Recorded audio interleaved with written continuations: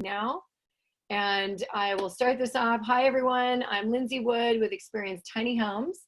And you have just joined the Create Your Dream Tiny Home Masterclass.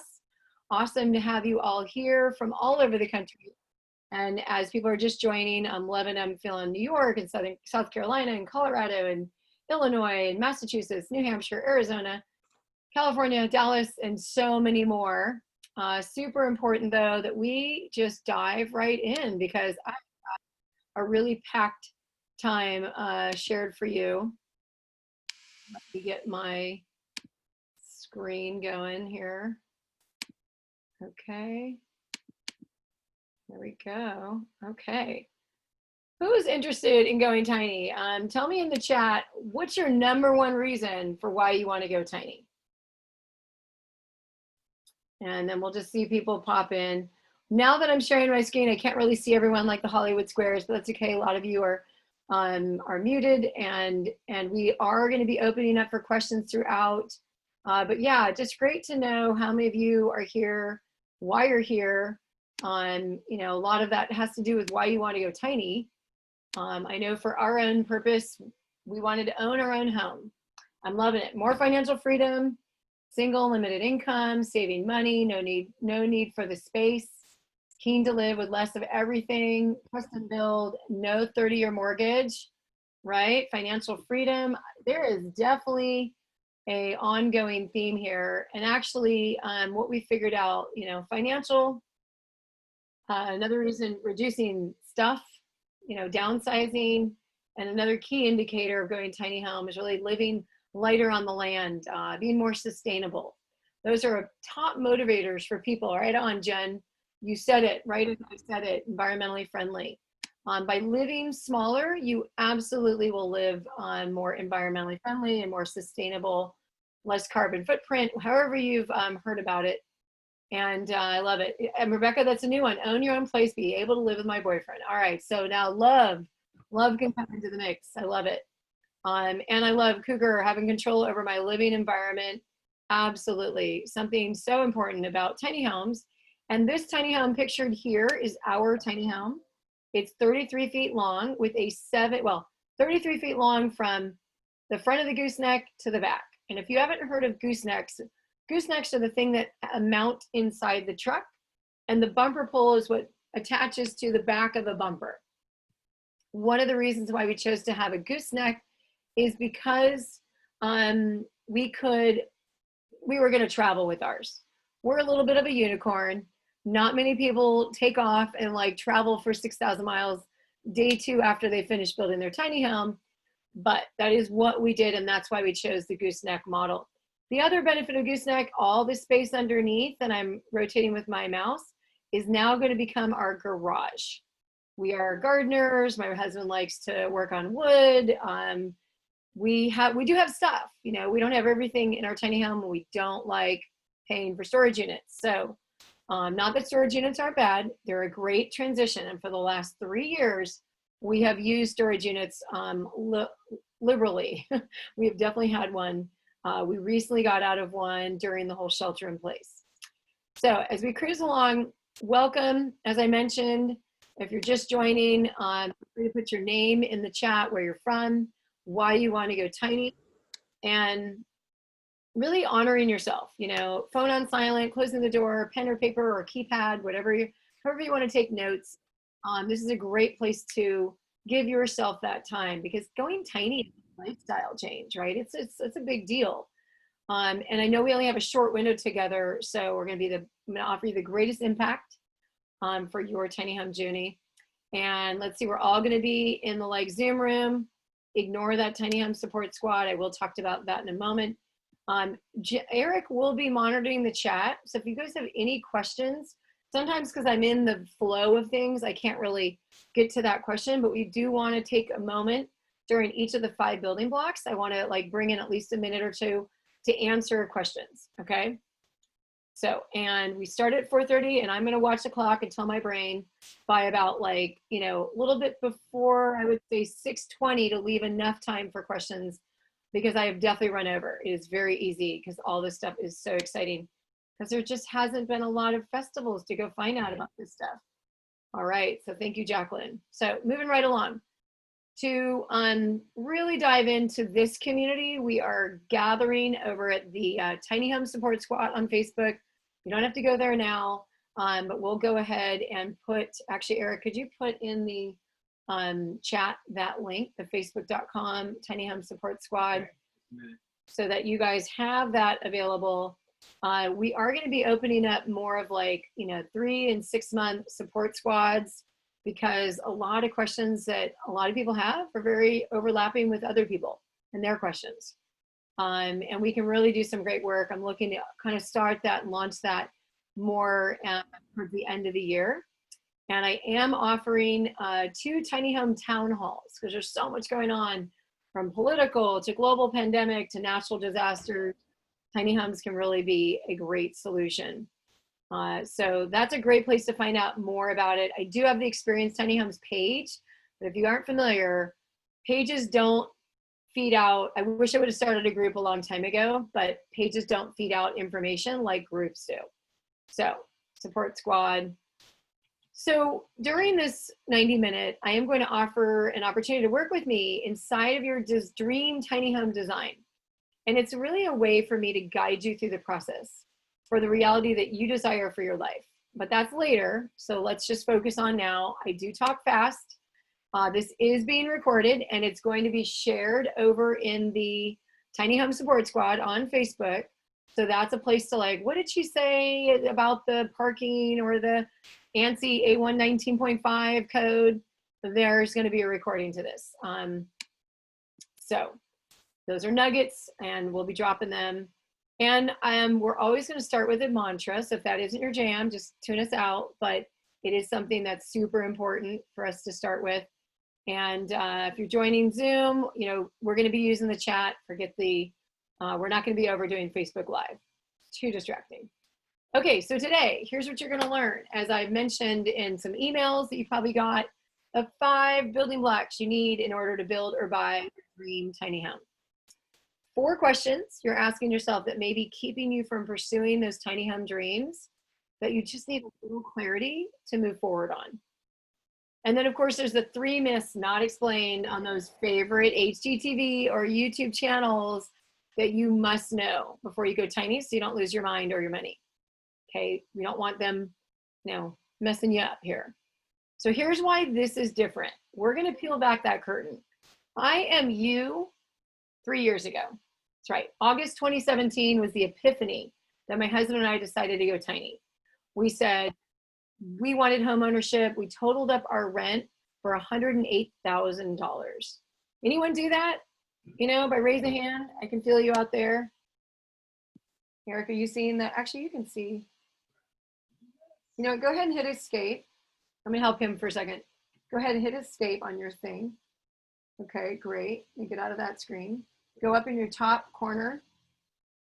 Top over on the black part. Yeah. No, on the black part. Okay. And do what? And then I'm going to have you do this. There you go. You can see people up on the top. Okay. Yay. That way there's some reaction, you guys. When it's like, share screen, I do feel I can definitely talk to all of you, and some of you are on mute. Some of you can see me. Some of you have, all that going on. But okay, so I figured out what I would pay in rent per year. You had figured out. So that's a really good, you're 7-year-old and you did that today. Yeah, I highly recommend that. It's actually what led me into my first tour bus. I totaled up my rent. I was like, well, I keep paying this into other people's pockets. I want to own some of that. I want to own all of it. I realized if you don't own land, there's still going to be some kind of land fee. There's just not many getting away around it unless you do like a work trade or it's your family, you name it. Those are all great opportunities. But, that's just what I wanted to share with you guys, that, we argued 3 years ago. My husband and I did the numbers, did the math. We were looking around. We were in Marin County. Your starter home is $700,000, and that's a fixer-upper. I just couldn't wrap my head around being that much indebted to the job that I'd have to work at to make sure I kept that mortgage going. And now with all that's going on with the pandemic, I understand why there's 96 people that have signed up. for this. Now, I don't expect all 96 to come on. I know things happen in our lives, so maybe they'll check out the recording. For those of you just joining, we're going to have this on the Tiny Home Support Squad. My husband's going to put that in the chat. But I wanted to share with you, there's 7 different ways you can buy a tiny home. I don't know if you guys knew that. From 100% custom to 100% DIY. So there's 100% custom, then there's the custom model, then there's the model that you just buy. Like there's no customizing. This is just, you know, it's brown, it's white, it's whatever. Then there's the dry-in, then there's the shell, the kit, all the way to 100% DIY. Anyone know, you know, just say in the chat, like, new to me, you know, if that information's new to you, and to see all the different layers that you can go in. Actually, there's one more layer. Well, I guess, so there's a hybrid. You could start with someone that's building your shell and then finish it yourself. In fact, for a lot of people that may not have the budget of their dream home, what they do have is the ability to do the labor. But the part where they're like in a frame and sheath and electrical and plumbing, those are things you got to get right. If you don't get that right, you got a problem with your driving down the road. Electricity can turn into fire and water can turn into flood. So you got to make sure you're getting that right. So in the chat, let me know, out of that whole range, 100% DIY to all those, which one is you? Because that's a really good thing for me to kind of gauge where people are at. I work from, I have clients that are 100% DIY to clients that are 100% custom. So I know the full gamut. My husband and I, just to let you know, started out as 100% custom. We went to a builder, we found them at a festival, and then they went bust in the middle of the build. And that was a lot to kind of, yeah, that was still a lot. I still tell the story now, and it was still a big deal because we always knew we wanted to build a custom tiny home, someone else to build it, not us. We chose that because we had flipped homes. We knew what it took. We knew we were not builders of tiny homes. So I love it. DIY, custom, cool. Starting your own tiny home business. That's great. Definitely join the Tiny Home Industry Association. Little plug, I'm on the board. So that's something I can chat about a little bit later. I love it. Start taking carpentry classes to help me DIY. I have a client right now that's going to get a hybrid. And the reason why is that she really wants to learn how to build, but she knows that she doesn't want to do the framing and the electrical and plumbing. Actually, Cougar is on the scene here. He is someone I connected the two of them to help finish it, help her finish her tiny home. So good for everyone to share that, you know, where you're at. Custom 75 to 90%. Complete finishes with help from my son. That is so great, you guys. That is really where you're able to save. On our hand, unfortunately, our builder going bust obviously catapulted us into surprise DIY. That is why I'm sitting here in front of you, because I've gone through the whole gamut of, you know, finding the ideal builder, having the whole custom design experience, and then having the builder starting to build it, send us pictures, and then have to rescue our home, spend 8 months finishing our tiny home, and then voila, there we were at the end, and then we took off on the road. Day 2 of our travels, we were replacing our tires and our axles. Just a little breather there. Not something you ever want to do. It's just, you know, and most people don't ever want to like start at 100% custom and then become a DIY, right? They just don't have that capacity. They may not have the skill set. So one thing that's super important is to make sure you're with the right builder. And I'll talk a little bit more of that. So is this for you? Is this whole thing, this tiny home thing, if you're planning to go tiny, aren't sure who to trust with where to spend your money to build your tiny home? If you're thinking about tiny homes, so you're not sure where to park your home, you want options. If you're tired of paying rent, not having anything to show for it, and you think owning a tiny home is a better option. If you're ready to downsize to a simple lifestyle, if you're aware that the planet is in crisis and housing plays a big role, all of this is for you. That's what this masterclass is going to be providing. And as a bonus, super excited. Some of you may have gotten your emails. Some have just signed up in the last few minutes. So I'm going to share with you, I have a 10-point guide for how to vet my builder or supplier. And I'm going to show you where that is because you all can get to it. It's all on the website. I just like quick and dirty went there quickly. And right there, you click on download file. I'm not going to do it, but you do it. Well, I'll do it. I'll show you. It's that easy. I don't know what all these screen marks are. There's your workbook. And here is the top 10 list for choosing the right builder or supplier. Super important. These are all the things that I've learned. So I say, note, if any of this feels like too much and you want support, reach out to me, because this list was created because everything on it went wrong for us. So we have personal experience. But let me go back up to that workbook, give you guys a moment to go out to the web. If you're on your phones, it might be a little more challenging, but you can always use this later. You do not have to have this workbook. I just like to give it as a gift for those of you that are there that want to follow along, you know, into the 5 layers of why, which is one of the building blocks we'll get to first. But to go back, let me make sure where I'm at. Here we go. Okay, so that's a place. I'm having this weird, oh, I guess it's me. All right. Those lines, it's kind of funny. I have a confession to make. Convenience was my Achilles heel. I wanted to just quickly get a tiny home. And so going to a festival and finding a builder, all that was great until we ended up with, let's see, sorry about that, Wild West. We ended up in the Wild West, meaning there's such a Wild West of this industry. You know, my friend Jay Schaefer started this in 2004. It really didn't get going until 2010-ish. And now we're 10 years later, but we're still a nascent industry. Okay. Okay, where's the X? Go away. No thanks. Take me back to the website. So here we are. We spent over $40,000. So we did have Business Insider do a whole article on our tiny home. And sadly enough, there's our dog Zoe. She's right below us. We went to a festival much like this one. This is Fresno. Found the builder. Everything was great. They sent us this kind of design. Like, do you see any trailer there? In the end, we have no rooftop deck, no rock climbing wall or drop down patio or awning window. No. Those things don't come along. You know, we saw these pictures as the build was going on, but really when we picked up the home, it looked like this. It had the, you know, the awning window boarded up.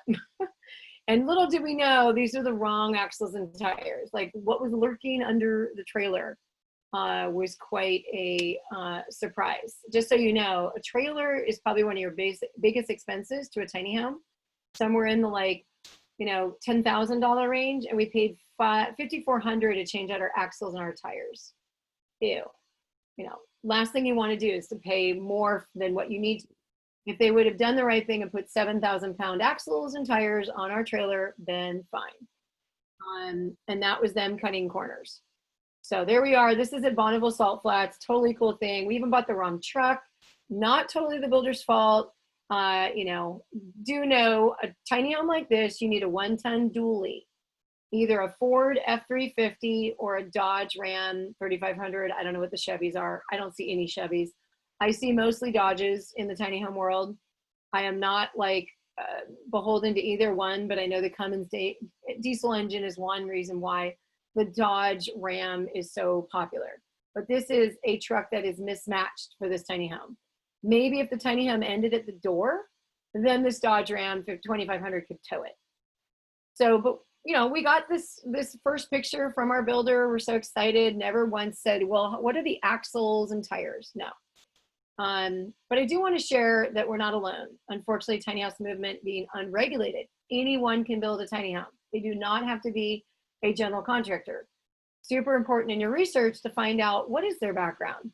How many tiny homes have they done? Can you give me some references? These are all in the checklist that I shared with you as a bonus. There's my buddy Zach, host of Tiny House Nation. He's the one that said this is like the Wild West, okay? He's the one that even says, another reason for this trend of the movement, he said, is Tiny House Nation perpetuated the idea that tiny houses are cheap, but in reality, they do cost a lot of money to build. So straight out of the mouth, this is obviously not a Tiny House Nation site, but Zach, being a friend of mine, I know he really, you know, TV shows are designed for certain things. They're designed for entertainment. And we can kind of get the idea that, oh, they're built really quickly. But there's more tiny homes that had problems. These are my friends, Matt, the Muellers. And unfortunately, their home was built by someone that is under bankruptcy.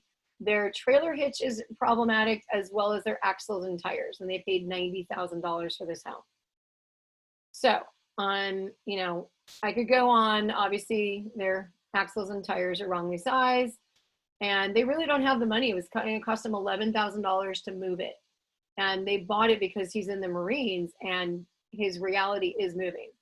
Another person, Misty, you know, had an issue with their builder. So what does all this really guide you back to is this list right here in the workbook that I just shared with you. You know, number one, get references, payments. So we'll go a little bit deeper into this, but I'm really passionate about this, you guys. I could probably spend just an hour talking about this. In fact, when we hit the road, we went to a bunch of festivals, and what was I talking about at the festivals? The top 10 list for choosing the right builder or supplier, because I have firsthand knowledge, but I just really wanted to do it quickly. So I didn't do what we're all supposed to do.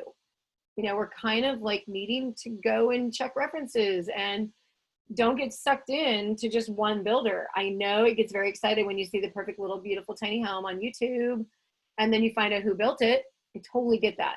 But guess what? If you've got a budget in the like over $70,000, then you're likely going to be able to afford a custom home built by a builder. And you get a lot more options to explore. If you have less than maybe $50,000, you may want to consider a custom model or a model, okay? Because there's just a reality of pricing.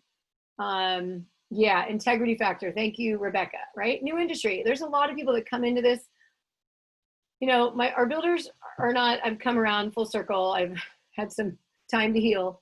And really what I recognize is that they just underbid themselves. They bid on our home with all that deck and rock climbing wall, and we had a steam room, shower, Murphy bed, you name it, quartz countertop, kitchen, $90,000. Oh, with solar and onboard water tanks. There is no way, I can tell you right now, if you want all of that, think of 100 or more, and you want it to be like a 33 foot or more, you're in more around the 100 for all of that, especially with solar. And I'll talk about solar as well, because I am a off-grid solar consultant. So big picture, where are you on this you know, stages? The 5 building blocks that I'm really looking at, you know, we'll talk about the 5 building blocks in a moment, but really it's kind of like where you're at through the whole process. Are you in the dreaming? Are you in planning, designing, building, or dwelling? On here, I'd love to hear from you guys, as the chat's been a little bit slow because I haven't been asking. You know, dreaming, planning, designing, building, dwelling, what stage are you at? This is different than the building blocks. It looks like the hardest one. You have a price per square foot for the variety of basic to luxury. I actually do not. You know, it really comes down, and I'll share with you a little bit more about the design packages and how I work with my clients, because it really depends on, you know, from a gooseneck to a bumper pole. Do you add a loft, or do you need, you know, what kind of kitchen counter versus, you know, one or the other? But that would be a good idea to make sure, Rebecca, that we have some idea of price per square foot. Yes, where to park it. Where to park it. We are going to get to that, because that is one of the main building blocks. Obviously, that's a big one. I deal with a lot of questions around that. All right, Kevin's in the planning. I know, because Kevin and I just got off a phone call for his hour strategy call. And so here's what I like to share. Building your tiny home is not a linear process. I once thought, as I was building up this company and kind of really like, how am I going to take my experience and port it over so that no one ever has to deal with what we went through, right? That's my biggest thing here, people. I do not want people to go through what we went through, because it's such a new industry that any downside or anyone having a negative experience outside of like, no, you painted that wall when I wanted pink or blue, or, you know, some of those nuances, we're just talking straight up like blatant error. Or, you know, I ordered a beetle kill pine ceiling and I showed up and it was not beetle kill pine. I'm like, well, why isn't, you know, this is what I'm going to be living in this is my dream home. So we've got to work with the idea of it's a circular process. And right now you are absolutely, you're in this masterclass, you have exited dreaming stage into planning stage. You may go back to dreaming, but you have officially stepped further into the planning and on the 5 building blocks. So I'm going to take you through that. I'm going to grab a little bit of water. Awesome. I already saw someone chat about collaborating, studying real estate. Oh yeah, I'm definitely getting into that. We won't be diving too much into that tonight. That's a whole nother 90-minute session. But and then I do have information about solar, and I will let you guys all know. Maybe you saw the email. Just to jump way ahead to the very end, I'm going to invite you to join me on a 20-minute tiny home consult. There is nothing that you're going to be buying tonight because I need to know about you and your situation.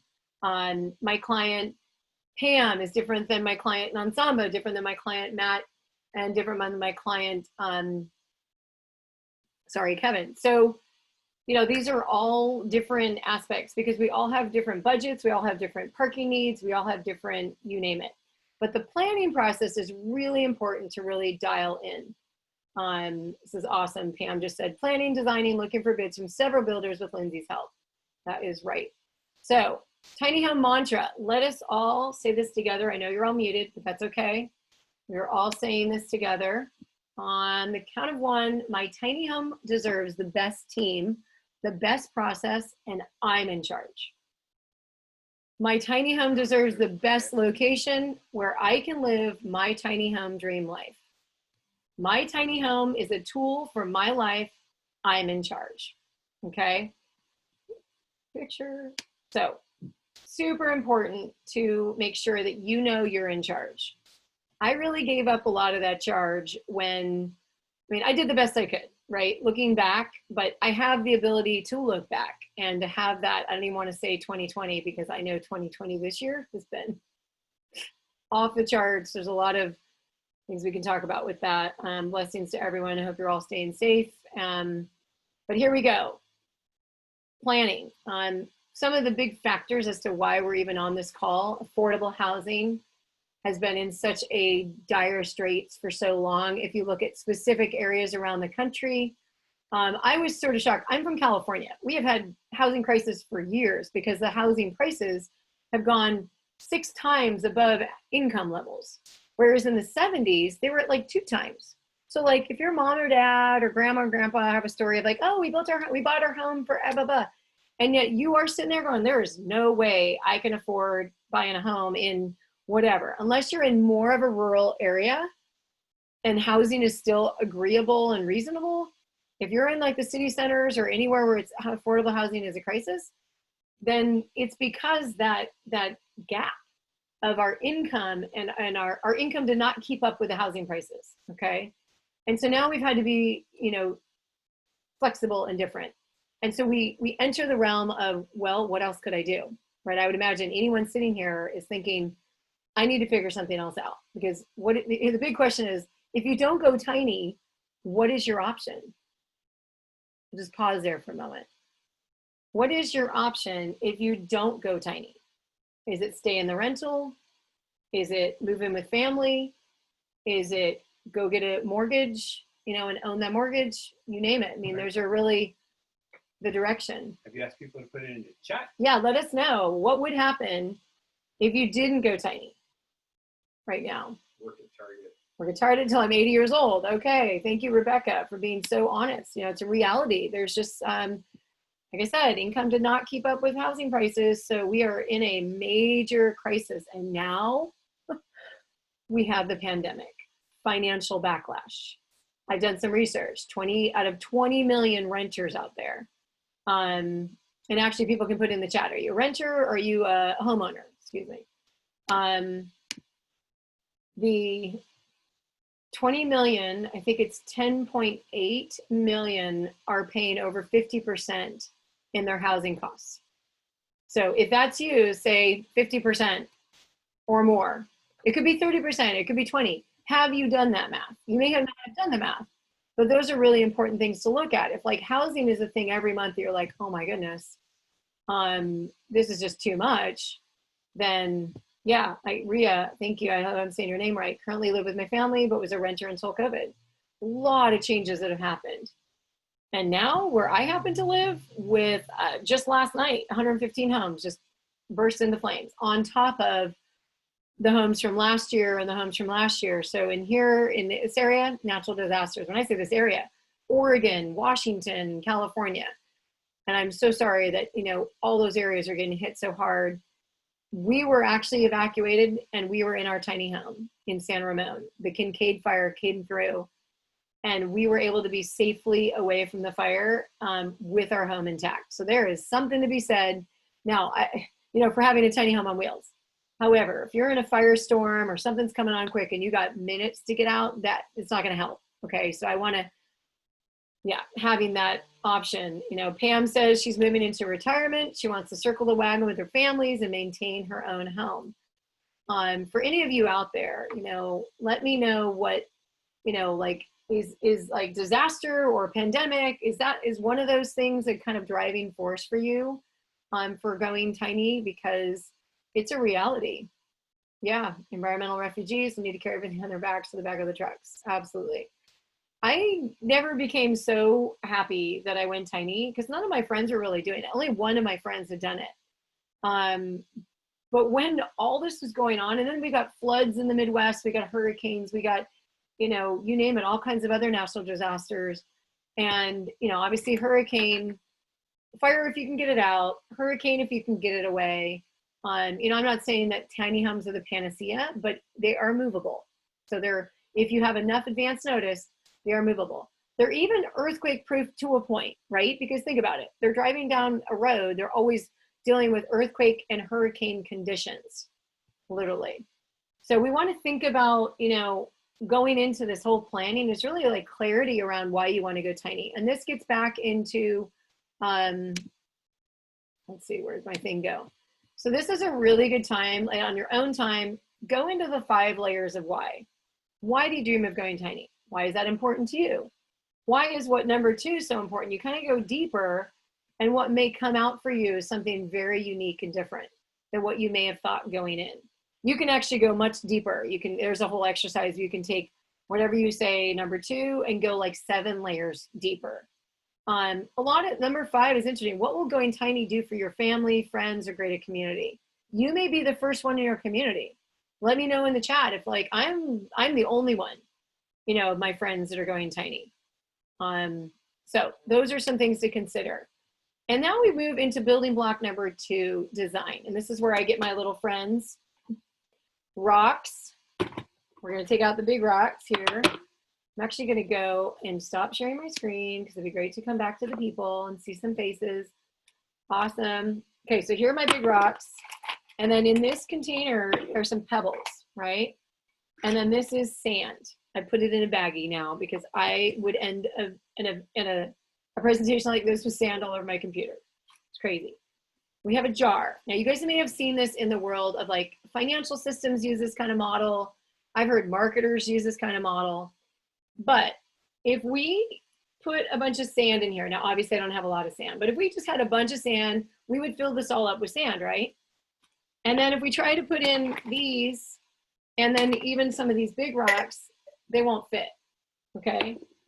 So the big rocks represent, do I want to have a bumper pull or a gooseneck? Do I want to go with gas or electric? Or maybe water, maybe both, right? You're going to have electric because of lighting, but Kevin and I were just chatting, right? We were like talking about, well, do you want gas or electric? We're kind of bantering back and forth, induction. What do you do when I'm like a big fan? If you're going to have gas, make sure 100% you get a hood that sucks the gas away. It's just a tiny home, you guys. You got to have a hood. Vented hood, vented hood. We joke around in my last apartment, we had less cool things in our last apartment that we paid $1,500 a month for than we did in our tiny home. In our tiny home, we got a full-size fridge, a vented hood, which I really, really wanted. We had more room to sleep for people. And then which we realized was not actually a priority, even though we ended up with way too much room. That was a major. Just those right there were such a differential.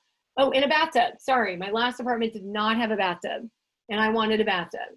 I talked about, well, if I'm going to go small, I'm going to up the luxury, right? Oh, and the door between offices. And a door between offices, exactly. Because we only had a 1-bedroom. So we're gonna be like, you know what? In my case, in my tiny home, you think about yours, I want a gooseneck. Okay, I want a loft. Loft, no loft. Those are kind of bigger choices, right? You're gonna design your home very differently if you choose a loft or if you don't choose a loft, okay? What are some other ones? Let's see. Gas or electric, right? And those are probably my bigger ones. Then we start getting smaller, right? Do I want a farm sink or do I want an undermount sink? Okay, so now we're putting in little pebbles. Move that big rock over. Okay, I'm gonna have like, am I gonna have stairs or a ladder leading to my loft? There's another one. What do you think, Mr. Wood? Oh, shiplap or seamed walls, right? Do you want shiplap or seamed walls? Then we get into sand. What kind of shiplap, right? Kevin and I were just chatting a little bit ago. I'm gonna use the sand, but you guys can see I'm gonna pour sand in here, but it's not gonna be, maybe you can hold this, Eric. I don't want to do it over my computer. Okay, so up there. Up. Okay, so the sand, we're gonna say, you know what? I want birch plywood for my shiplap, or I want a white farmer sink, or I want an aluminum undermount sink, okay? So we start filling up the whole thing, but what did we start with, you guys? What did we start with? You can mouth it, the big rocks, right? You gotta start with the big stuff because we can get down into the niddly gritty, especially if we're watching YouTube. Be careful. You know, what I recommend for all my design clients when we start into, after they're done with their first 1-hour strategy call, we go into immediately, and Pam she's on video, you can give me the thumbs up on this. We go into getting pictures of what you like, and then we write out of that picture that you've just placed into this Google Doc where I can see it and you can see it. What do you like about it? Because if she's showing me a picture of a tiny home, she might like the wall, she might like the color of the paint, she might like the glass, she might like a myriad of things, but that's super important to actually put in what you're wanting, because all that information is going to go to a designer. If you're working with me, it's going to go to the designer. And then once we get the design, then you're going to actually go out and look for the right builder or supplier, because remember, there may be DIYers out there and you do not need a builder. You also may be a hybrid where you want your shell or your dry-in built by a builder to start and then finish it yourself. You know, Cougar and I were chatting a little bit about this, you know, which design, which direction, because he's got the skill set to do all of it.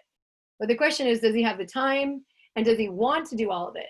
You know, for those of you that are thinking DIY that I saw earlier, you know, there is an option. You can, you know, in the $20,000 to $30,000 range, you can get a shell or a dry-in unit where all that hard stuff is done for you, done by professionals, and then it comes to you for you to put in the flooring, the cabinet, and you're still gonna have a DIY certification on that. You absolutely still have to do that. So that's just a little deep dive into the design aspect, okay? Moving on to building block number 3. This really comes back to, oops, I wasn't sharing my screen. Here we go, share screen. Building block number 3 is all about building, right? And in this building one, you're really gonna want to focus on what is your budget? Because if you work with a builder, they're gonna need to know what your budget is. You know, this is a big one, okay? The pricing of tiny homes. And I know it was asked earlier, luxury, so I will try to entertain this for a moment. Think of I think I mentioned, you know, in the custom range, model tiny homes, 40 to 50K. This is, you go to a builder. So let's just go to my buddy. I love California tiny homes. So I will show you California. There we go, tiny house.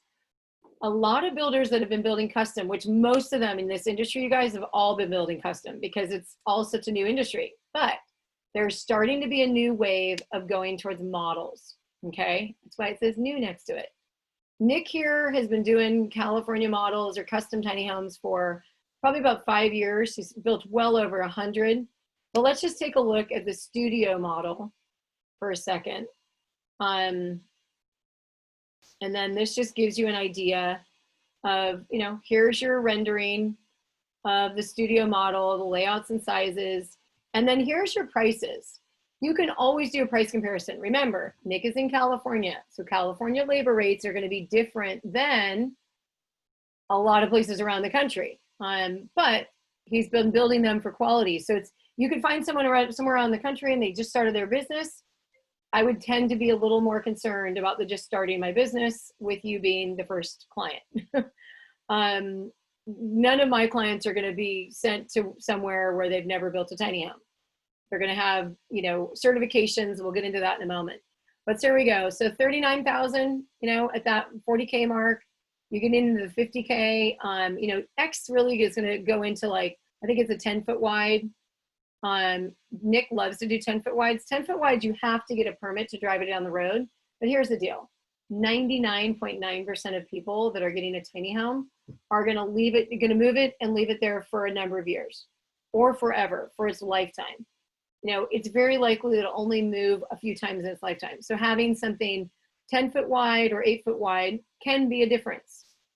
But you can see all the way up to 28, these are customizable, right? Up to $80,000. And that means you're going to be able to choose, explore options. Let's see. So you're going to choose the board and batten, painted shiplap, cedar.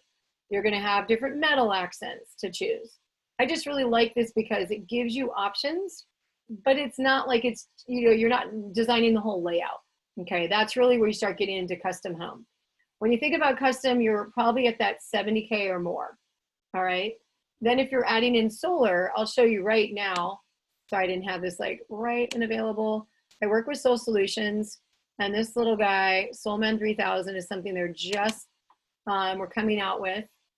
This is the kind of unit that you can buy and think of it as its brain. You don't have to wire your home for solar. Take it from someone that has. It cost us $10,000 to buy our unit. And then we had $7,000 to install it. And here's the deal. We installed our panels on the roof. Every time we want to park under a shaded area or our roof pitch is a shed roof and it's not angled in the right place for the sun, what does that do for our solar? Doesn't make it very effective. But having it on the ground and available with flex panels or not flex panels, you can go with the more rigid ones. All of that is super important. Awesome, Cougar. Thank you. Wild load permits less than $50. That was good. So this is something that you can actually mount on the back of your tiny home. Going back to Nick's design here, let's say you might want to put it on the tongue. Usually the tongue is where the mini split condenser goes. You might build a little deck out the back. It doesn't need to be very long, but just enough to house this unit right here, which is only I think 2.5 feet wide. But just thinking about that, that's more your $10,000. So if you're looking at a custom home plus solar to run your home, you might be more in the 80,000. So, but it all comes back to what kind of the materials do you want inside of it. And the best thing to do is design your home and then get the builders to give you the quotes, because you're going to have multiple goods from builders. The way this industry is set up is you just go to a builder and you get a quote from them. Well, then you have to go to another builder and get a quote from them. But then you don't have your tiny home design. So you kind of have to go with one builder, and that's what we did. What I'm offering is something different. Is really a way to design your home first, because we don't build them. We just design them with you and give you consulting along this whole way.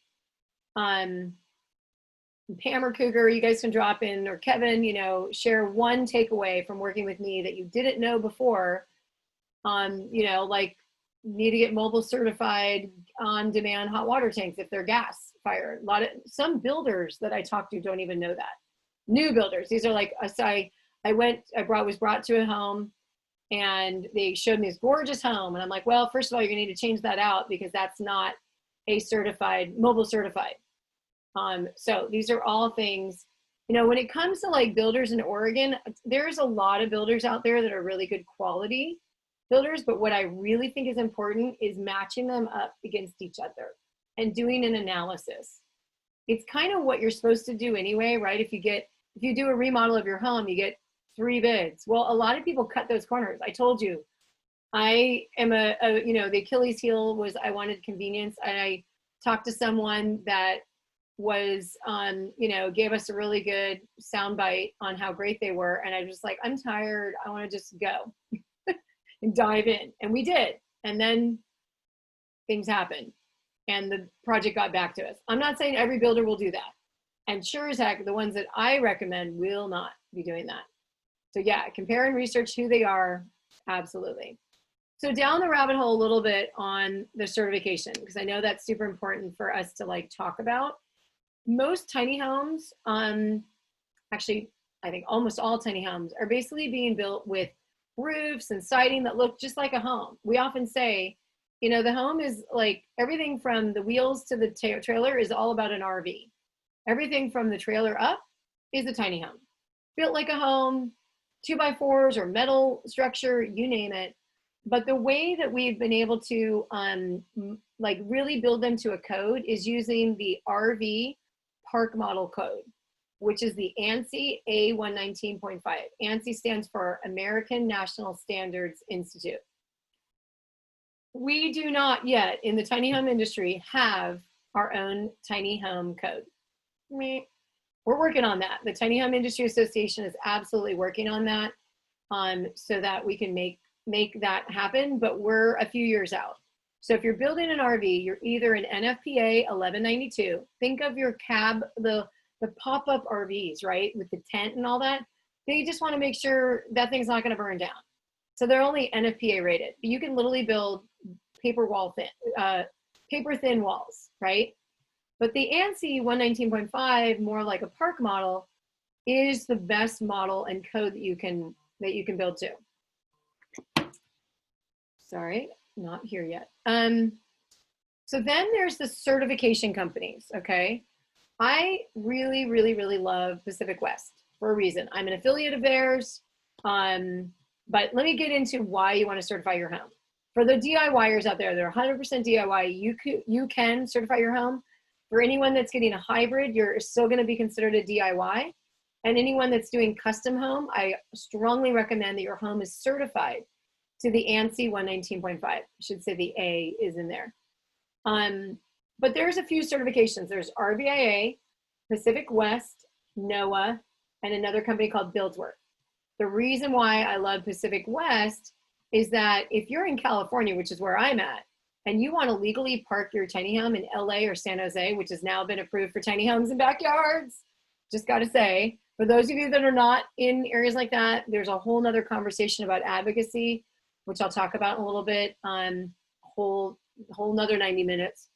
But those areas, LA and San Jose, both require that the certification company, the one that's giving the stamp of approval for your home being built to the ANSI A119.5, and by the way, that's not in-person certification, that's all done virtually.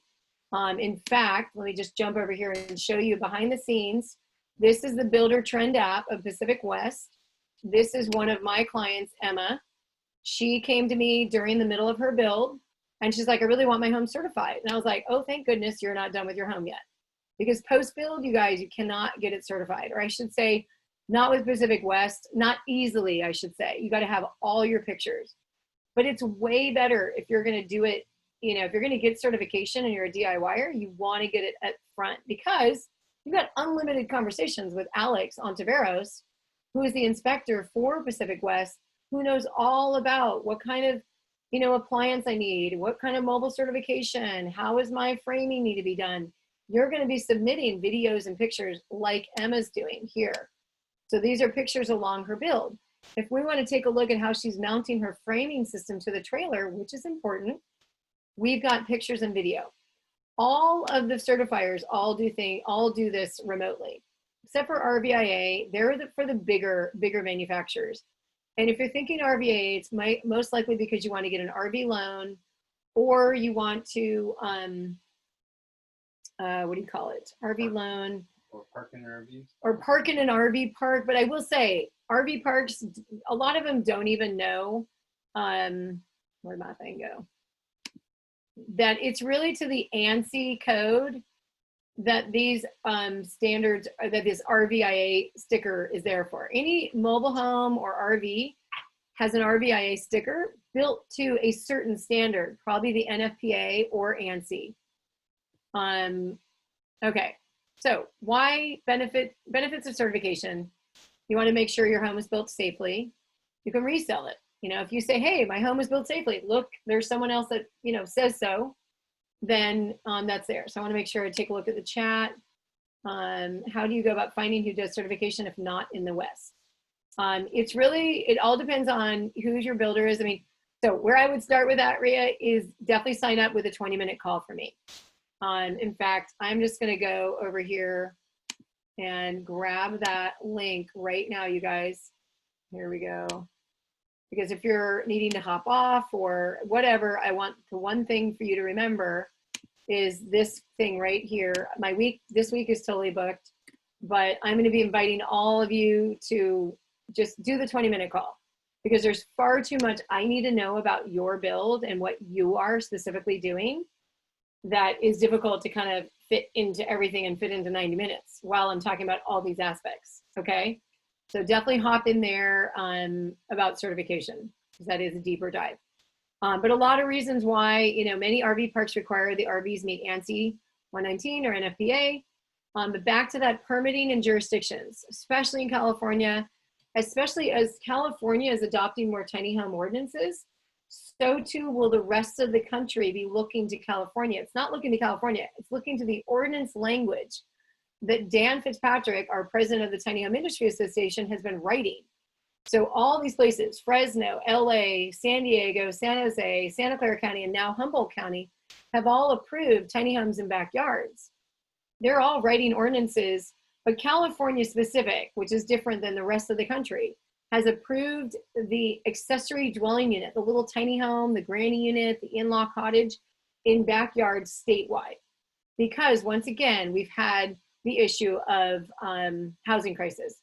Oh, Great Barrington, you're right. Great Barrington, there's places all over the country that are starting to do this more and more. The reason why Dan wrote the ordinance that a lot of other cities and jurisdictions are doing that. So here's the deal. If Pacific West, let me just share with you guys directly on the website, I have a little link directly to it.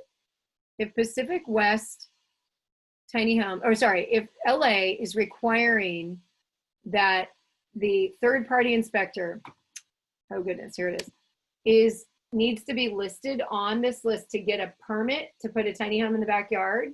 This is the list they're looking about and talking about. Every state should have their own kind of list. They may not have it for the park model. Look it up here. It says manufactured housing, factory built. It's just the luck of the draw that these cities are using the manufactured and factory built. But remember, we're park models, not a manufactured or factory built.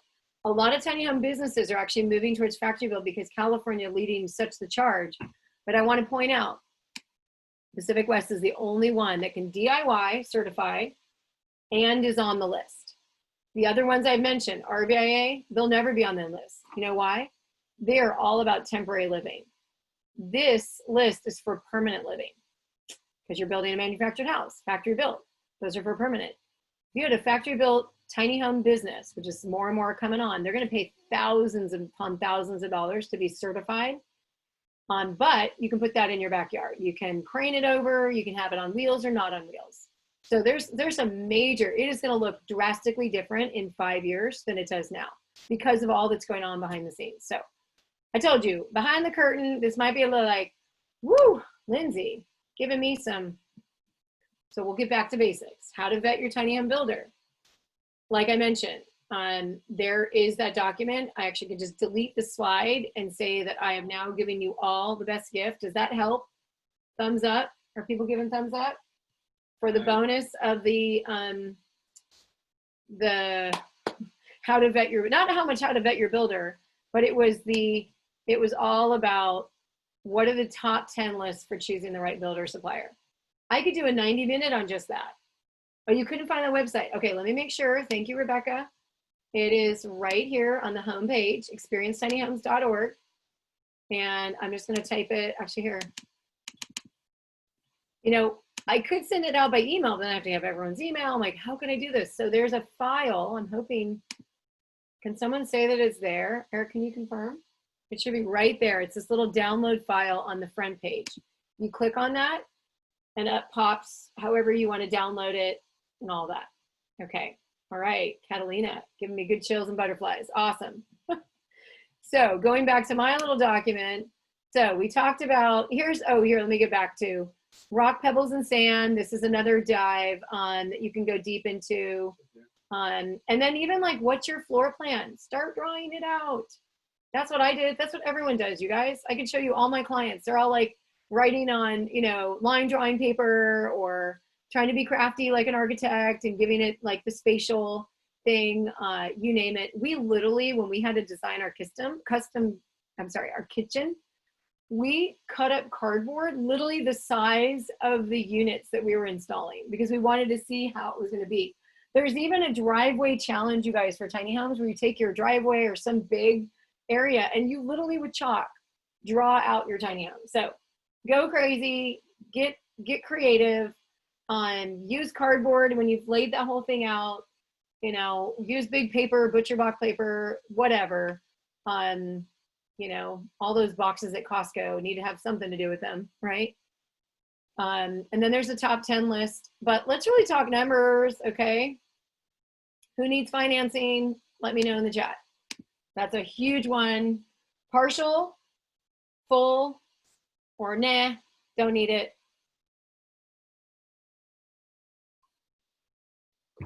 Okay. What does Q and appendix do? Appendix Q is really the place where it allowed the building code to say that tiny homes exist. And that allowed everyone to have a conversation now, because between building code and zoning, you got to have that conversation of a tiny home meaning something. That's my very quick overview of that. But you can go to the Tiny Home Industry Association and do a little deeper dive on their website for Appendix Q. Just type in Appendix Q tiny home in Google, and you will definitely find more about that. But let me dive into financing right now, you guys, because this is super important. We are going to give you the fastest way to find out if you can get financing. Now, if you're a homeowner, think HELOC, home equity line of credit. If you already have a home and you are allowed to have a tiny home in your backyard, awesome, then you have like the best opportunity known. If you're not, and you're like more of most people that don't own the home, don't own the land, but want to get financing, we're going to have you go to Get Hearth. I wish I had this. I don't have an affiliation with them yet, other than I sign builders up for them. But as a consultant, I can't yet. But I want you to have the access. You click on financing, personal loans. Actually, that's probably the better link I should have given. Just ignore that other first one, because people are like, okay, there we go. You start here, you type in, now remember, there's no silver bullet. This is a personal loan. It is a soft pull. You will not get dinged as a hard pull as an application, okay? So if there's any kind of like, I got 50K, but I really want the $80,000 tiny home with the solar package, or I want the, or I'm a DIYer and I have 10,000, but I really need 30 to make it happen, because one of my clients does have $28,000. They signed on to get certification with me. I do sell certifications with Pacific West, as I mentioned, and you get consulting time as well. But the super important thing is you still have your credit score, debt to income ratio, are you pulling an income, and how much are you looking for? There's no silver bullet here. If you feel like any one of those is not going to pass the mustard, you can add a co-borrower to help improve all of that. What I'd recommend, instead of go for, like I had a woman go in and she was making, I think 25,000 and tried to ask for 25,000. That's not going to fly. Okay. You got to have, there's some relevance to this. Go low and it will show you what you qualify up to. If you put in like, well, I know I need 60. I couldn't do the home without 60. We'll put in 30 and you might get to 40, like, and you may have to come up with some other things. Could you repeat the first site to go for finance instead of Get Heart? Could you repeat the first site? Oh no, it's the same site. It's just a different link. It's Get Hearth. Click on financing, personal loans. Oh, whoops! I didn't send it to you. Sorry, I didn't hit the button. Credit unions. Okay, so the full gamut. You got your. Oh, there's a great graph. I didn't grab it. Okay, I'll remember it. You got your friends and family, best money ever. If you've got friends that you can borrow money from and pay them back with a little bit of interest, probably better than their, checking account, their savings account, great. That's going to be your easiest, lowest hanging fruit. You don't have that, check out your credit union. Check out, all of those options. you know, credit cards that have 0%, but then you have to get out of them within a year or whatever. Not necessarily the best if you can't get out of that within the year or whatever the time frame is. So the next best option, which is not cheap, is something like Hearth. You know, they're anywhere from 6% to like in the 20%. It all depends on your credit score and all those other factors that I just mentioned. They have been able to get down to 500 credit score.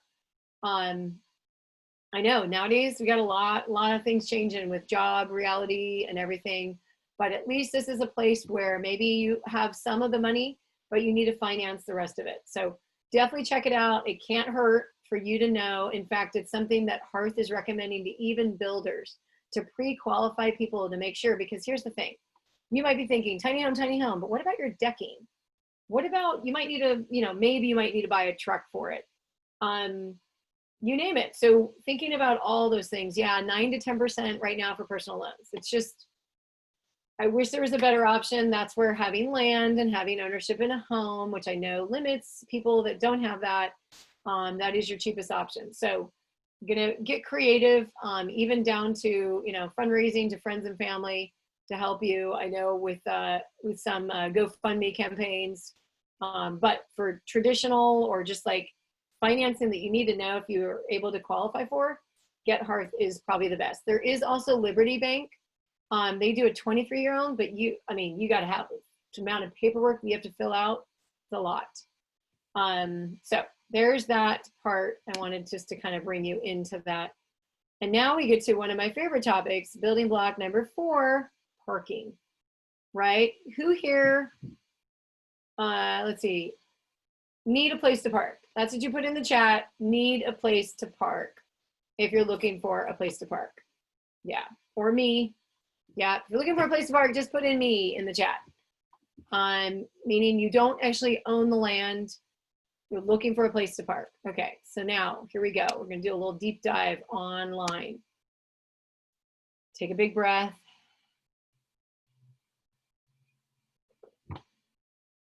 I'm going to show you a number of websites. We're going to start with Facebook. If you lose Facebook or not, I know there's so much drama with the social world out there. I use it for good. There we go. There's my answer to all that. I use it to get a hold of you, right? Okay, so I'm going to go to one that I use a lot, Tiny Home Hosting.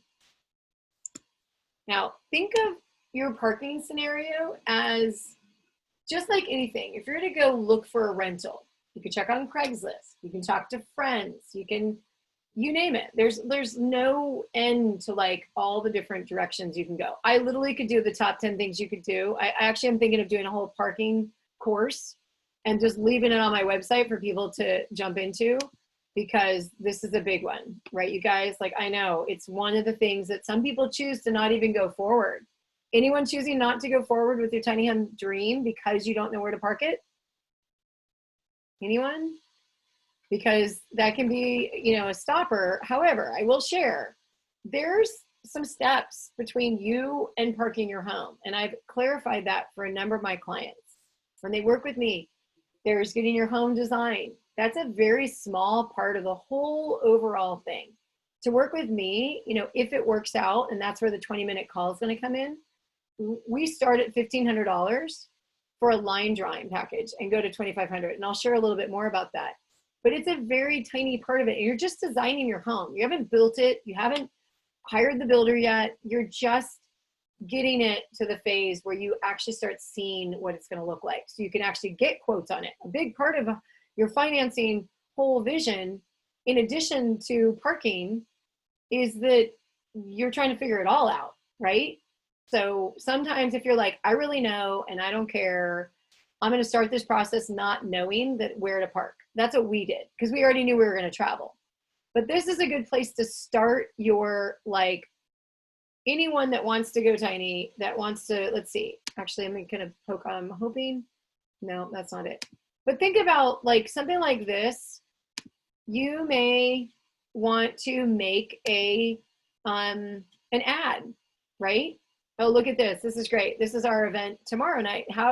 Tiny Home Advocacy Training Webinar, how to build a coalition and leverage a pandemic. But I'll talk about that. That is Parking is another conversation about advocacy, because going back to certain areas have allowed for it.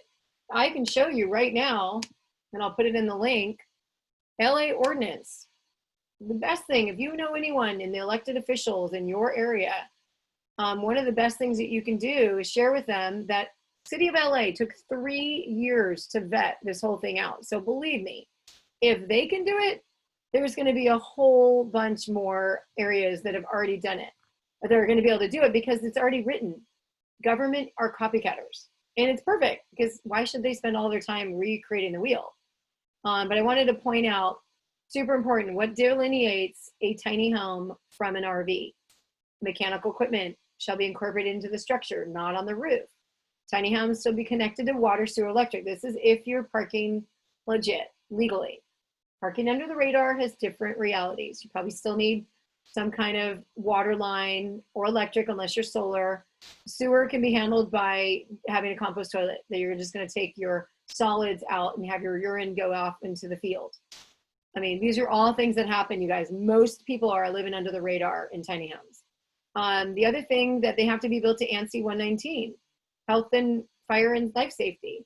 But these are the big 4. Cladding and trim. Windows have to be dual pane. They can't have radius windows, radius corners. Roofing has to have a specific pitch. And there's no pop outs, tip outs, or other form of mechanical articulation. This is LA ordinance. That does not mean that, you know, someone else could just say, well, we like all those others, but we don't care if they have a pop out. Because there are some beautiful tiny homes with pop outs. Okay. So I'm going to just share that ordinance with you. Snaps to LA. That's right. Fresno is where it started. So I'll just tell you, Dan Fitzpatrick got Fresno approved in 24 hours. It's because he knew people. He was the former county administrative officer.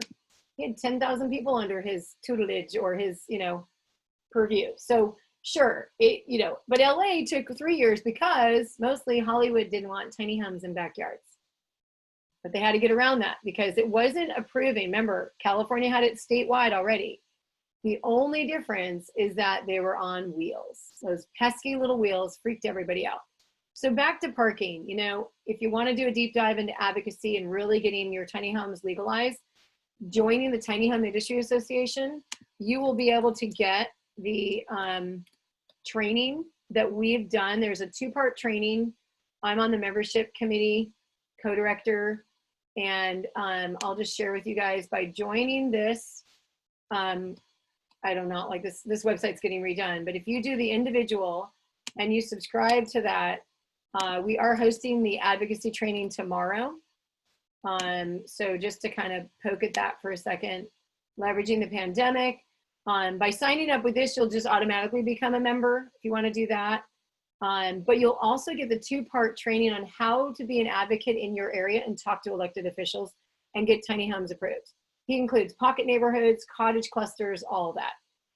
So I just wanted to give you like a little dive into advocacy, you guys. It's a much bigger conversation, but it does go back to parking, because where we park, sorry, excuse me for anyone, I'm making you sick by going in and out like that. This is a great place to like, hey guys, I'm looking for land, or I'm looking for a place to park. But let me just share with you a little idea of what I did with 2 of my clients. Okay, so let's take my friend Jen. She was wanting to go to Nashville, and she liked horses. So what, you know, typically people with horses have land, right? What about putting a little ad on, hey, I have a tiny home. I want to move to Nashville area, and here's my ad. Because there's people that have land, right? That's one way of doing things. There's also, you know, because you really just got to get it out there.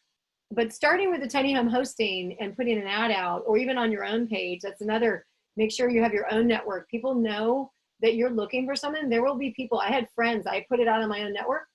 Other people found other people for me. So it's really not maybe about your connections. It's about the ones that, you know, maybe you don't love horses. Maybe you love sewing. Maybe you love quilting. Maybe you love, I don't know, I'm in the sewing world, like some other hobby, right? That you could connect with. It could also be, let's say I'm looking for Sonoma County or no, let's just say I'm going to go into Sonoma County.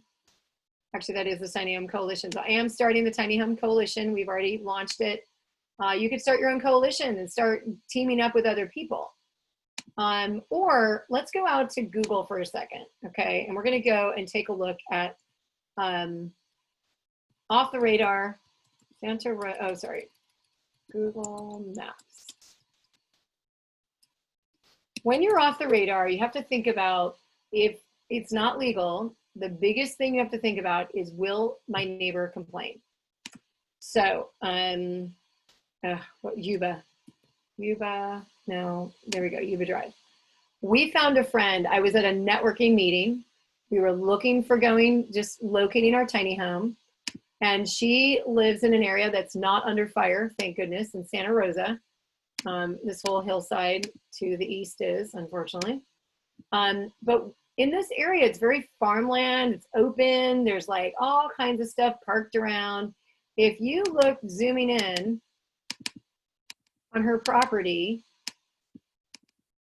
and we didn't land our tiny home there for reasons, there's a whole bunch. Look at what her neighbors are looking like, right? Versus, let's say we wanted to go look in, and let's say you don't know anyone. Well, is that a place to start looking, or is somewhere like this, under the radar, right? Literally across the field. Probably not this area. Far too buttoned up, far too HOA-y, far too neighbors might complain, blah, blah, blah. You gotta kind of look in the outskirts of area. I'm just saying, it's most likely not gonna be downtown that you're gonna be located, okay? So I just wanted to share that with you about parking. It was a little quick dive into what we're doing. What was that? Somebody just arrived. Okay, great. All right, welcome them in.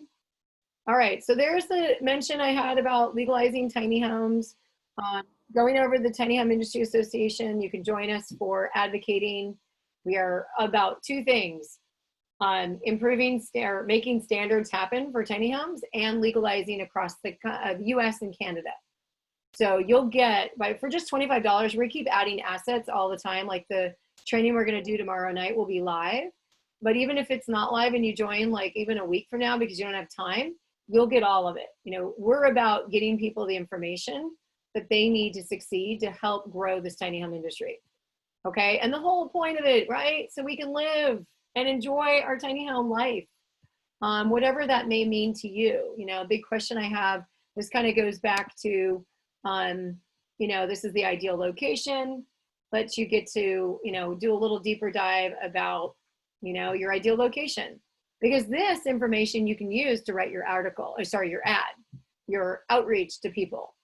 And then finally, living the dream, you know, stuff. We haven't really talked about stuff in here, but a lot of people want to downsize. So, you know, when it comes to your stuff, are you ready to downsize now?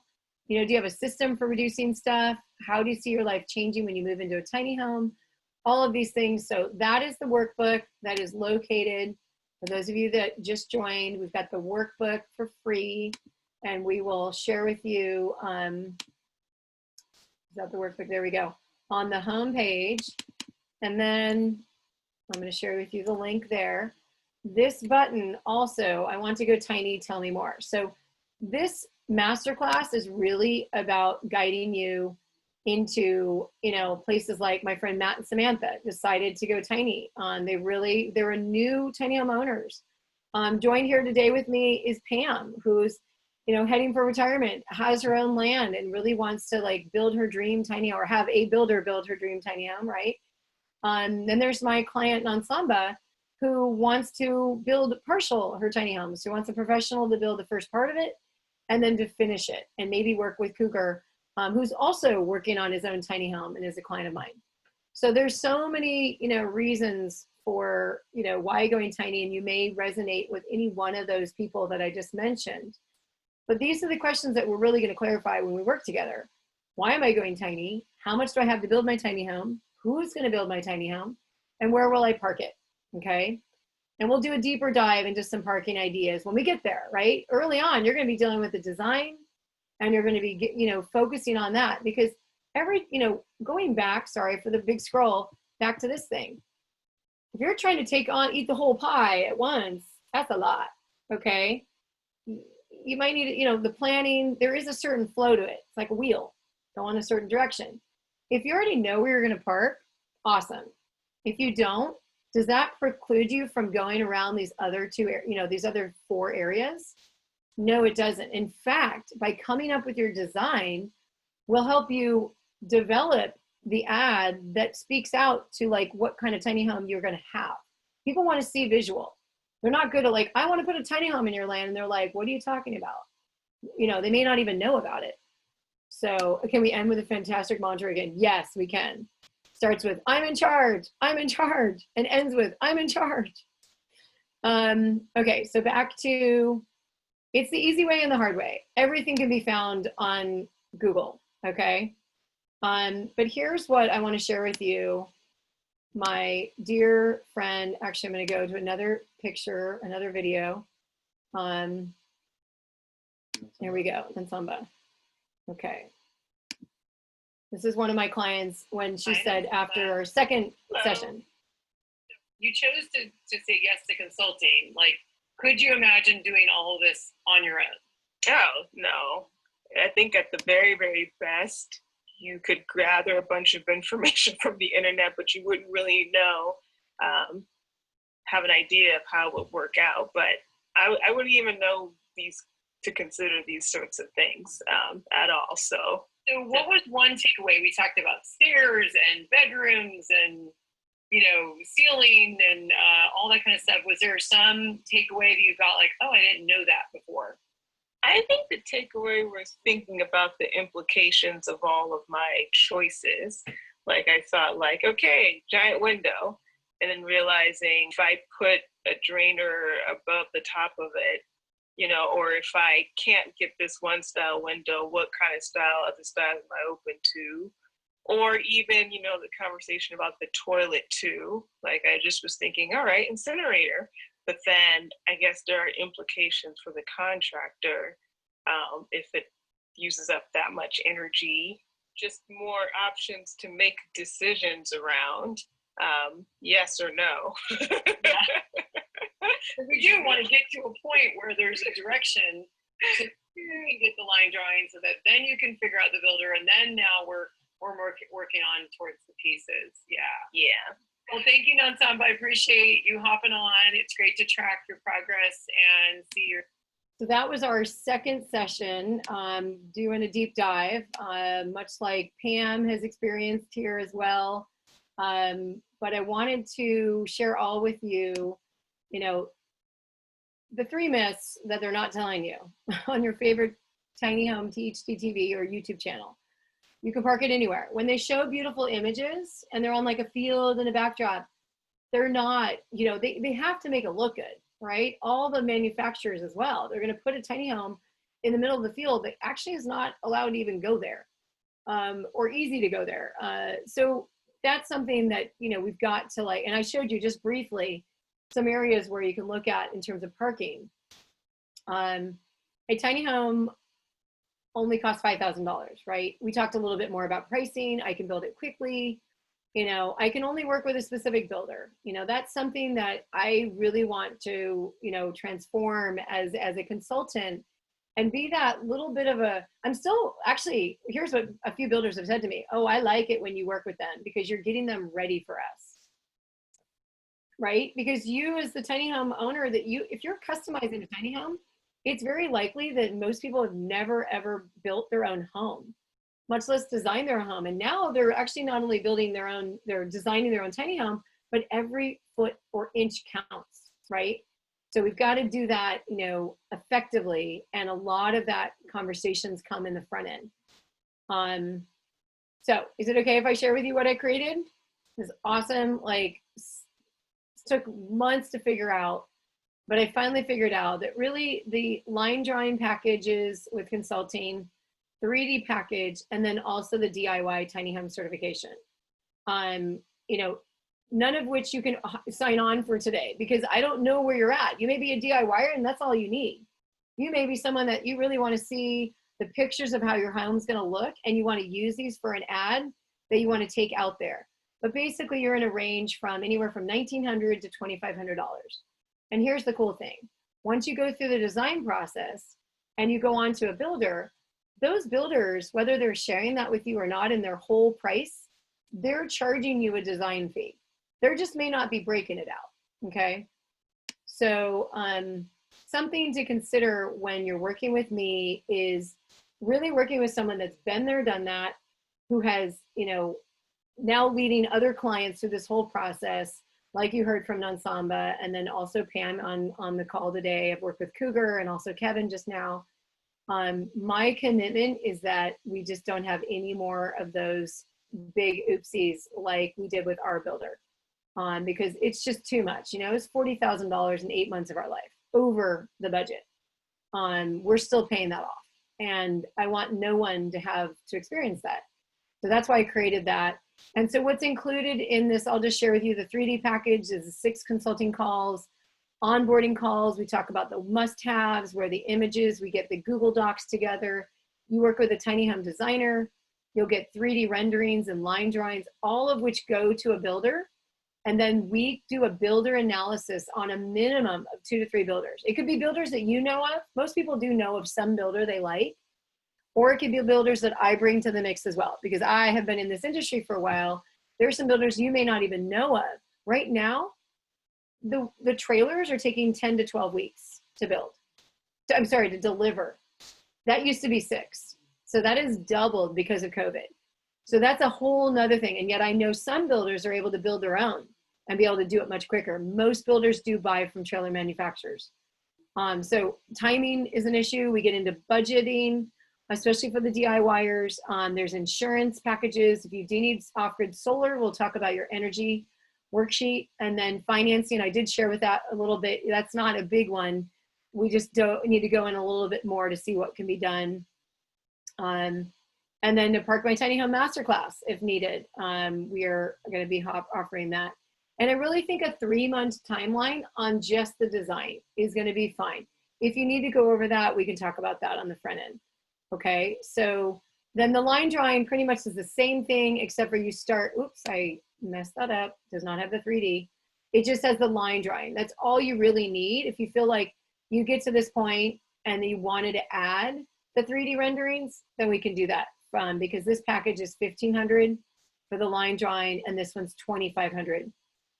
So here we go, closing the gap. So what's my next step? As I mentioned, the 20-minute tiny home consult, okay? And what's after that? Really, the next step after that, on that call, I'll be inviting you if it really works out. Some of you are just DIY and I need to get a DIY certification. Others really want more of that consulting and that, that guidance and the design. And so a 1-hour strategy call. And what's cool, it's $150. And once you do that, if you go on to buy a package, that'll be reduced from the package price. So either way, you're going to at least have your strategic plan to start so that you get a what's now, what's next on your whole tiny home. You know, Kevin and I just did that. Thank you, Kevin. Most professional builders work outside. Kevin, what was your experience today on our 1 hour? We just did it right before the strategy call. I think he answered that earlier. Further along in the chat. I can't remember. I've lost track. But let's see. Do builders within a large hangar inside out of moisture, rain, and mold? Asking, do builders work inside mostly? Oh yeah, a lot of builders work inside. The professional ones do, right? The ones who are like, I'm just starting it out. You know, I wouldn't do that. Like, all builders that I know work inside. Okay, so just a quick giveaway. Tiny Home T-shirt sticker giveaway will be given to the first 10 people. Sorry, not t-shirt, excuse me. The first person will be picked out of the first 10 people, but the first 10 people will get stickers, okay? So I have to make sure I add the address. If you guys are just signing up with that, make sure you add your address up front. Calendly. Right, the Calendly, okay? So it's all about just scheduling that tiny home consult, because it really gives you a chance. It's not a deep dive, right? The 1 hour strategy call is definitely more of a deep dive. So if you feel like that's something that really could help with your dream of going tiny, then I'm happy to like step in and guide you on the process. So now within the last 5 minutes, anyone have any burning questions? Oh, yay, a t-shirt. Think big, live tiny. Yeah, I should show you guys. I went crazy into the deep dive. I designed a bunch of tiny homes t-shirts. They're not for sale right now because I haven't figured out the whole store thing, but these, one person for the first 10 people that sign up for their 20-minute consult, I will be picking out of a drawing. I'll probably do a live show on Tiny Home Support Squad so that it's all transparent. I'm all about transparency. You haven't gotten that from me now. I don't know, but I am all about transparency. But these are some of the t-shirt designs you get to choose from. I kind of had a purple vibe. I could shift gears, you know, and go back to some other design and not so much purple, but there we go. I had so much fun. Like, look at that, tiny homes. Legalized state, legalized tiny homes. I love that one. So I just had fun. Happiness is going tiny. And the real deal is that I got all these from mostly kids that were at our festivals filling out you get a t-shirt outline. Okay, so, oh, not showing tees. Oh, sorry. Thank you. Forgot there we go. There's the t-shirt designs.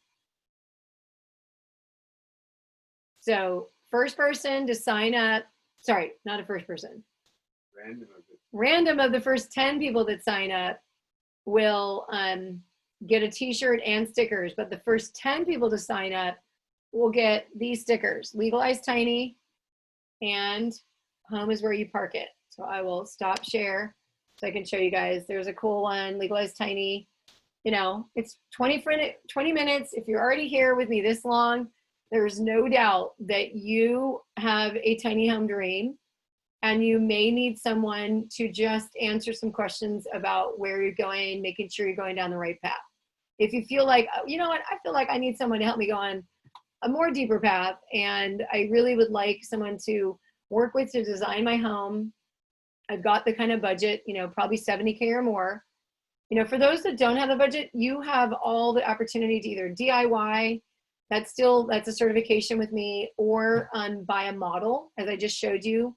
And you may just want to, like, I know I want a model. Can you recommend some companies that are in the model world?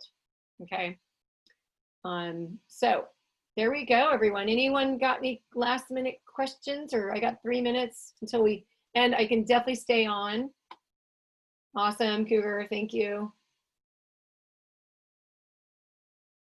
I don't know if I can unmute. I think if anyone wants to ask a question, just ask to unmute and then I can pop in. Oh, hey, Jen, I didn't know you were on. Yay. Jen Terracosi was the one I was talking about, the Nashville and the horses. Hopefully that landed for you guys in thinking creatively. How do we sign up for tomorrow? Yeah, definitely go to the Tiny Home Industry Association. I added the link. You can do the members and you will be sent a link for it. That's just the easiest way to do the $25. Cool. I'll post it. So anyone fired up to talk for 20 minutes? Actually, I don't see any thumbs. And the 2 people I do see I've already talked to, so. You got 3 brand new signups. Awesome. Samantha, Bethany, and Sue. Samantha, Bethany, and Sue. All right. You're the, runners up. This is a t-shirt I bought at the Colorado People's Tiny House Festival. I love tiny houses. All right. My 7-year-old is excited for stickers. Great. I know. I hope she's excited for stickers, and I hope you're excited to get some awesome information about your tiny home journey and plan. Pam, do you want to unmute yourself and share like some last minute while people don't have any questions? I put you on the spot. I always do that. You always put me on the spot. That's what I always do to respond. He films me all the time. How has the journey Stop been it. for you? How has that journey been for you?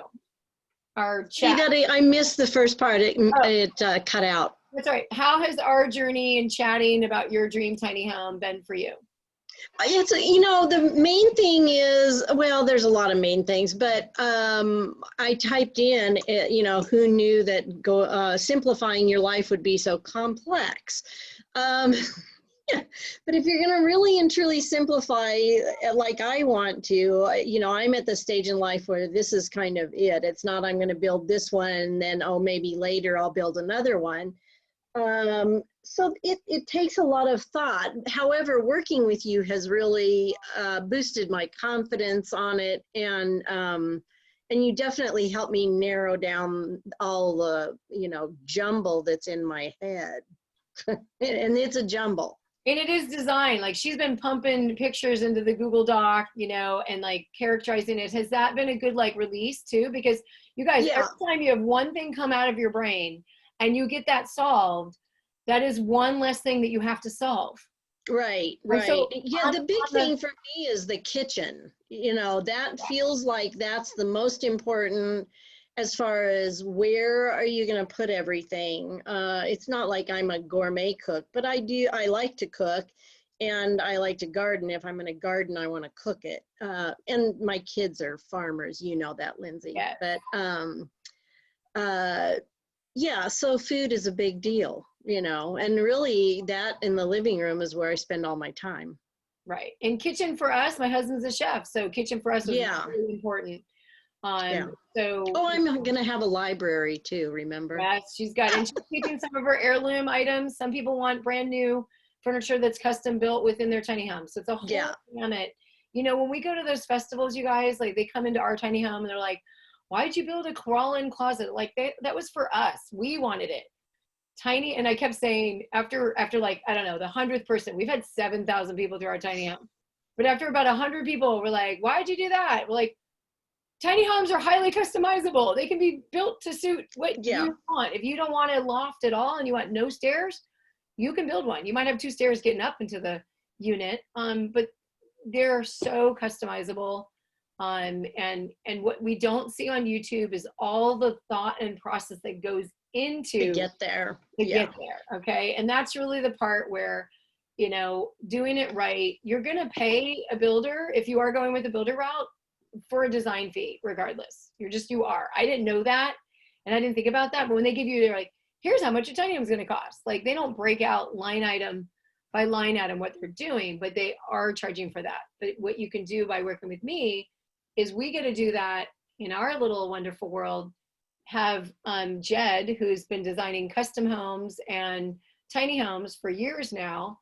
And then they put out the quality CAD drawings and all that stuff that most people, except for Cougar who left, he is training himself on CAD, okay? He is training himself on that. Most people don't have time to train themselves and to get it right, to hand it over to a builder, right? There's just only a certain amount of stuff that we're all gonna do, so. All right, you guys, I hope, let's see, Kevin, prior to talking to Pam, what was the last thing you touched on for recommendations? Was it frame modeling? Was it for frame modeling? I'm not really clear on that. You can unmute yourself, Kevin. Let's bring you out. Okay, yeah, I forget exactly what you touched on. It was a recommendation for something. I'm writing some notes down. I'm sorry. Eric, and Eric muted you. It's my fault. Okay, sorry about that, Kevin. Operator error. How dare you, Eric? So I don't recall. It was some kind of recommendations. I don't remember exactly what it was for. I thought it was maybe framing design or. Framing. You mean like the shell or the DIY dry-in, or like when I showed you guys the Builder Trend app where the Pacific West is getting the certification in. I think I did this. I showed a little bit of that. Well, I can always check out the video when you post it too. Like what we're saying is when the certifiers look at video, they're making sure that this frame is mounted correctly this wood frame is mounted correctly to this frame. Okay. You know, if you're a DIYer, you're going to be doing that. And this is what she's doing. If you're someone that's a hybrid, someone else will most likely be doing that framing and sheathing. I think for you, Kevin, you've already got a builder that's already going to know how to do that. You do not have to know how to do that. You just want to make sure they're building on the right trailer and have the right axles, and you know, their communications aren't just by email. That was our builder. I was like, email? We are not going to be losing some thread of my favorite, you know, cabinet or refrigerator in some email thread, which I think that's where my Beetle Kill Pine ended up, was in some email thread that went bye-bye. But I actually grabbed it and started doing a whole Google Doc. But that should have been my indication that I was not with the right builder. Yeah, I'll okay, still be looking at for other builders, just so I don't jump in on one. Yep. Yeah, you know, it's just like anything, you guys. If you're going to get a used car, you kind of have a mechanic. If you're not mechanically inclined, probably have a mechanic look it over. You know, there are plenty of people that cut the corners. I am one of them. You know, let me just jump right to the thing and everything's going to be fine. And then when it's not, you know, we can only do as good as we can. Things can happen, right? Look at the pandemic, look at natural disasters. So we all can do as best as we can, but with me by your side, at least you're going to get the 3 years and the industry knowledge. So back to the question Rebecca had to the Tiny Home Industry Association, because I'm wearing all those hats and I know a lot about the builders. I sign on about 80 builders into our association. So I'm getting to know there's 2 builders right now that are under bankruptcy. You wouldn't know it by going to their website. And I don't want to say it here. You know, you guys can ask me that personally. I don't want this recording to like, oh, she said that and he, you know, all that stuff. But you do have to question that if you're going to go with a company that is under bankruptcy, how, you know, how much of your best interest do they have of yours in their mind? You know, they're under another level. But tomorrow night, we're doing an advocacy talk. We do 1 per quarter for every individual members. And then you will always get the recordings for the last stuff that we've done, which was an advocacy training in June that really helped you talk to your local officials on how to legalize. Yeah, I know Pam, you know, Pam's in her right now building homes or designing home, and then it's going to be built. Then once she's in there living in it, she may want to say, hey, I want to help advocate for tiny homes. But there's only so much bandwidth that people have, right? And it's just a matter of like, if you feel like, you know what, I want to get it fully legalized before I even go to tiny, that's okay too. Then your advocacy is definitely going to be the route you're going to go down. So much to know about the network, tiny home friendly RV parks, the development of tiny home. Do not know about tiny home friendly RV parks. I know we've driven into a few of ours that we're told that we could stay just one night, but then we have to go. You know, it's just a thing. RVIA stickers often are what are what RV parks are familiar with, but with the Pacific West certification, they will call an RV park on your behalf and let them know, hey, this is designed to an ANSI A119.5. It has nothing to do with the certification body. It's all about what those companies are certifying to, like that you're built to an ANSI. A lot of park people that are just kind of welcoming you at the gate, they may not know that. So someone that really knows that, we did have our friend Alex do that for us. Thea also applied to Canada. Yeah, we are opening up Canada. When we say Thea, we have a few builders and a tiny home like association that's building up in Canada. Absolutely. One of the great builders, a few great builders up there, you guys. There's a lot of builders in Canada that are sending houses to the US. Yeah. Cool. Well, any other further questions? I will probably wrap this up. I love that there's so much dedication of people hanging in there. I know this doesn't replace going out to festivals, but sometimes we all can't get to all those festivals that are in our areas even. And right now, especially because of COVID, but you know, this is, and you know, you're not going to get this much information in a 90-minute session by walking through a tiny home, right? You're going to have to get a card or whatever and go do this research. So in the chat, like what was the big takeaway or any value that you guys got? I love it. I'm seeing myself from the side. Any value that you got from all of this information share? I hope it was, because it's been a 3-year, let's see, if it's August 2017, yeah, 3-year. We just hosted our 3-year Epiphany anniversary on August, I think 4th or 5th. Standardization of ANSI info, very important, yep. If you have not been consulted by Lindsay after having a consult with her today, I highly recommend. Thank you, Kevin. Nice to know there are folks doing so much advising and advocating holding to good ethics. And Yeah. Thank you. Yes, ethics is key, right? We got to keep it good. Awesome. Learned a little bit more about how to succeed in my dream of going tiny. Yay. If this like helped you guys move the needle, and feel free to hop on and do that 20-minute call with me. You know, we'll do a quick, you know, diagnosis as to which direction you may go. I just had a guy, he wasn't doing an ANSI, he was building a backyard, very low budget, and just needed some resources. Like there's free resources out there too. But I have to know a little bit more about what it is you are doing, you know, to really help guide you.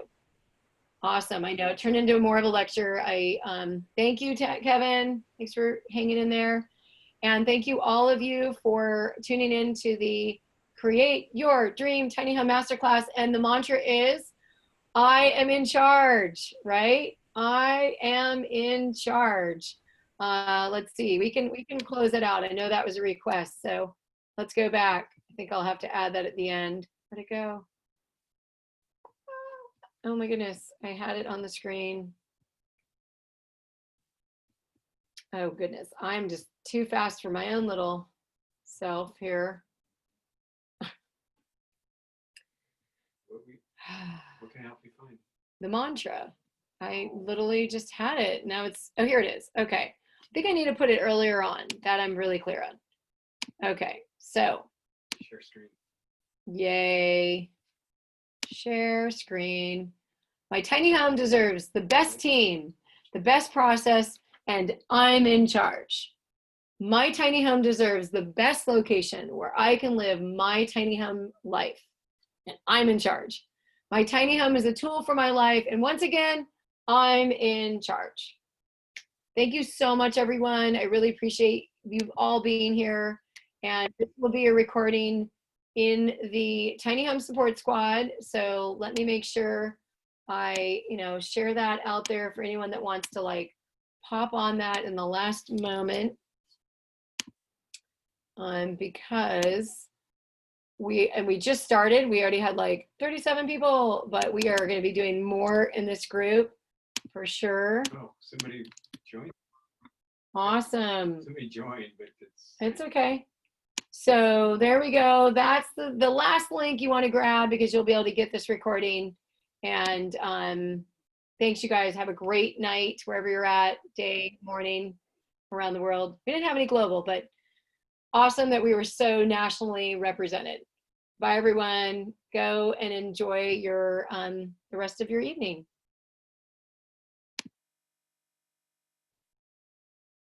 Thank you. Thank you, everyone. Bye, Pam. Talk to you soon. Okay, sounds good. More pictures. I have to work on the kitchen. There you go. Keep visioning. All right. Flowing. All right, Talk to you soon, honey. Thank you. Thank you. Bye.